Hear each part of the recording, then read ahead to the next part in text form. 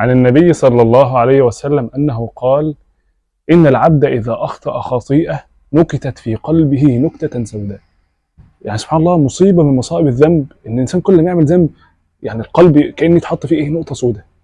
طب لو ما تابش النقطة السوداء تفضل موجودة، يعمل ذنب تاني تحط نقطة سوداء، نقطة سوداء. طب لو تاب النقطة السوداء دي تزال. طب الإنسان لما بيتوبش بقى من الذنوب يفضل في القلب نقط سوداء نقط سوداء نقط سوداء لحد ما القلب يسود. فدي يعني مصيبة من مصائب الذنب وخطورة من خطورة الذنب إن القلب يسود. طب ايه اللي هيحصل لما القلب يسود؟ الانسان مش هيبقى عارف الصح من الغلط. الانسان ممكن حياته كلها تبقى معاصي وهو مش حاسس. تلاقيه بيتفرج على افلام ومسلسلات، وتلاقيه مثلا بينام عن صلاه الفجر، وتلاقيه مثلا بيجمع الصلاه وبيصلي الظهر مع العصر، وتلاقيه بيكلم بنات، وتلاقيه بيشرب سجاير، وتلاقيه مقصر في حق ابوه وامه، وتلاقيه مقصر في كل الذنوب، حياته مليانه ذنوب، بس شايف ان هو انا زي الفل. تيجي تتكلم معاه يقول لك يا عم ربنا غفور رحيم، يا عم ربنا رب قلوب. سبحان الله. فدي مصيبه من مصائب الذنب ان الذنب يضع في القلب نقطه سوداء.